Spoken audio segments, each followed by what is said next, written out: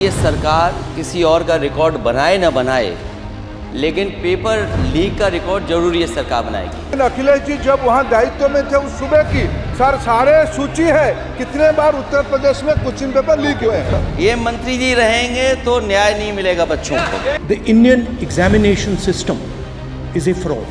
चलो मंत्री जी आप शॉर्ट में जवाब दो, फिर मैं बोल ही देता हूँ। देश की अभी की एग्जामिनेशन सिस्टम रबिश है सर। इससे दुर्भाग्यजनक बयान देश की नेता प्रतिपक्ष का कुछ नहीं हो सकता है सर। मैं कठोर शब्द से इसको निंदा करता हूँ।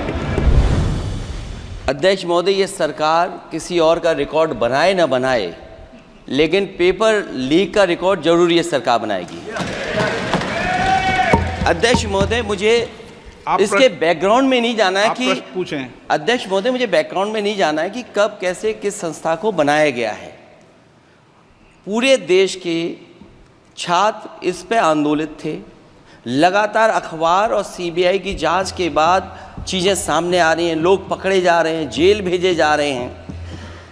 मैं अध्यक्ष महोदय आपके माध्यम से पूछना चाहता हूँ मंत्री जी से, क्या सेंटर वाइज जिन बच्चों को सबसे ज़्यादा नंबर मिले हैं, क्या उसकी सूची जारी करेंगे? 30,000 सीटें जहाँ हैं, कई सेंटर अध्यक्ष महोदय ऐसे हैं जहाँ 2,000-2,500 बच्चे पास हो गए हैं। सरकारी सीटें 30,000 हैं, कई सेंटर में 2,000 से ज़्यादा पास हो गए।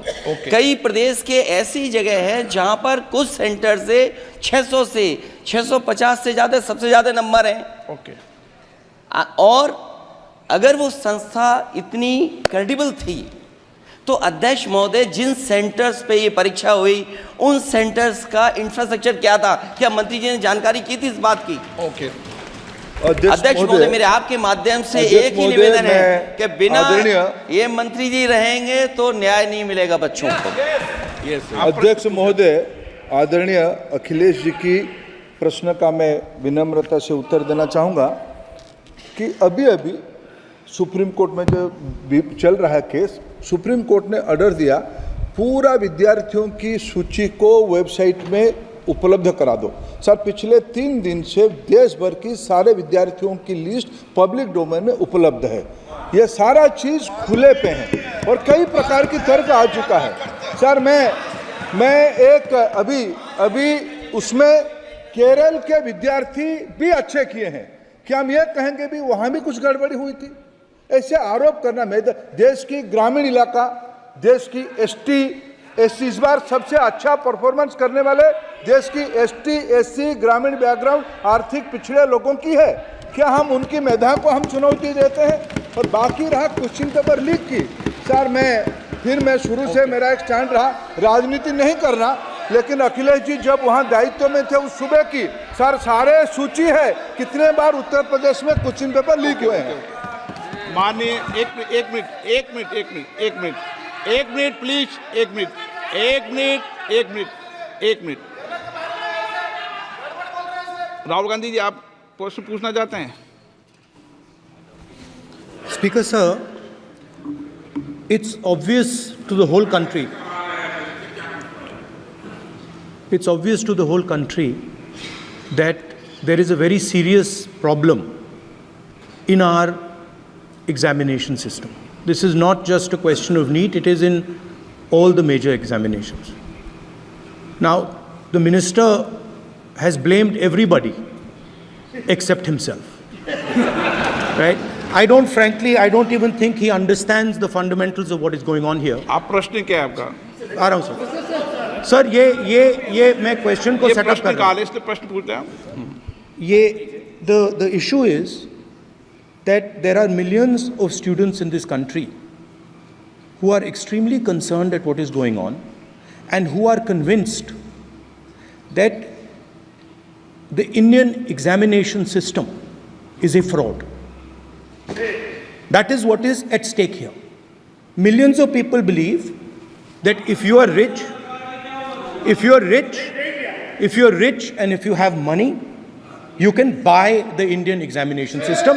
And by the way, and this is the same feeling that the people in the opposition have. And that is why we are asking some very simple questions to Honorable Minister.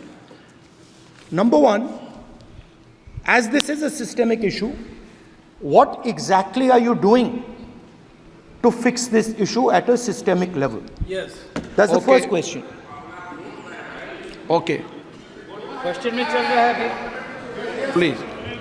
अब मैं मंत्री जी, मैं एक बार बोल दूं इस बात पे। चलो मंत्री जी, आप शॉर्ट में जवाब दो, फिर मैं बोल ही देता हूं। आज आप शॉर्ट में जवाब देना प्लीज। अध्यक्ष महोदय, मेरे जो शिक्षा है, मेरे जो संस्कार है, मेरे जो सामाजिक जीवन है, मेरे को मेरे राज्य की, मेरे सूबे की जनता की स्वीकृति मिली है। मैं किसी की, मेरे बौद्धिक और मेरे संस्कार की सर्टिफिकेट मेरे को सारी सदन में किसी से नहीं चाहिए। देश की प्रजातंत्र में चुन के मेरे नेता प्रधानमंत्री मोदी जी को प्रधानमंत्री की भूमिका दिया है। मैं उनकी निर्णय से यहाँ उत्तर दे रहा हूँ सदन को। बाकी ये कहना चिल्लाने से सच झूठ नहीं हो जाएगा साहब।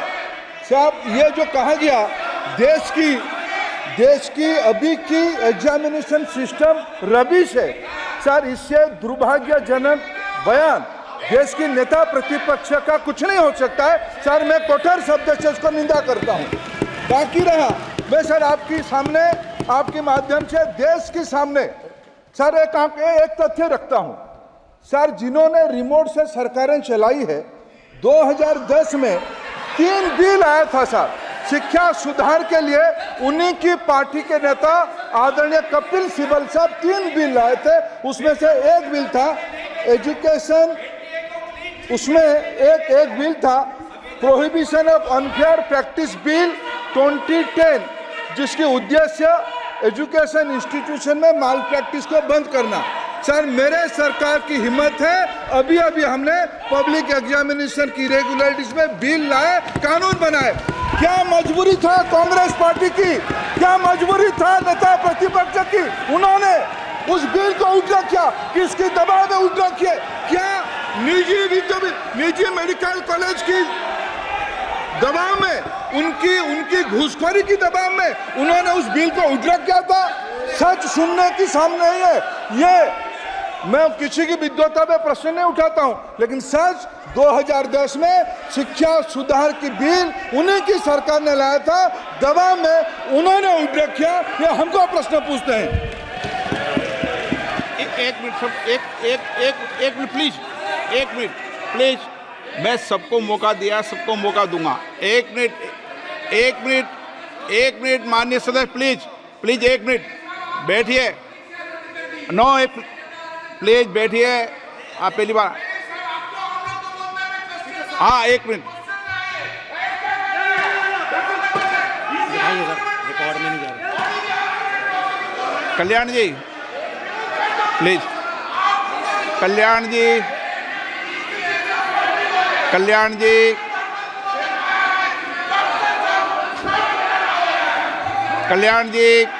Please, Kalyan please 1 minute please, 1 minute सबको मौका दूंगा। 1 मिनट प्लीज, 1 मिनट। माननीय सदस्यगण, विषय महत्वपूर्ण था, मैंने सबको अलाउ किया,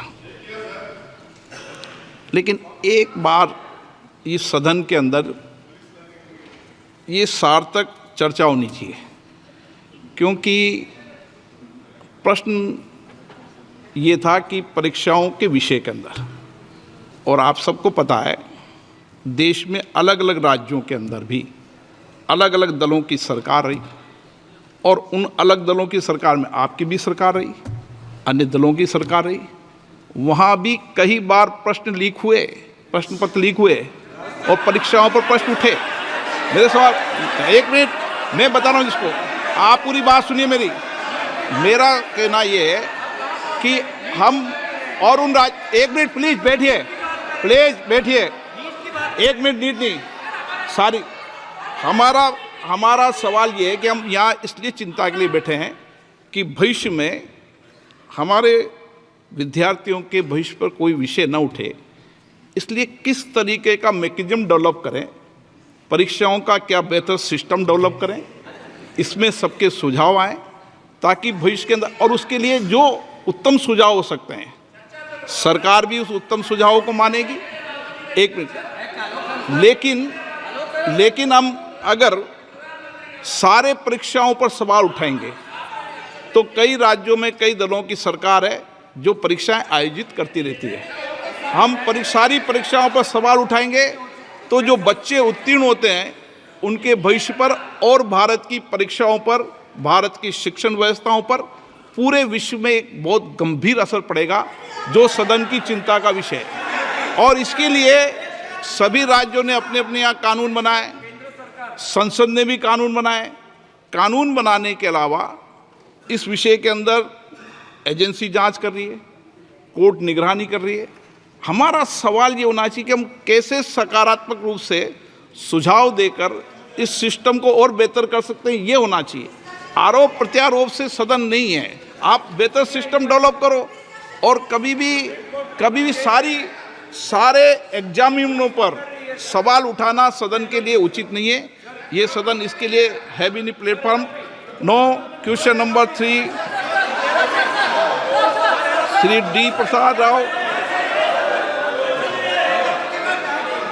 प्रश्नकाल में सबको सवाल उठाने दिया और एक बार सवाल उठाने के बाद दोबारा नहीं उठाने दिया जाता।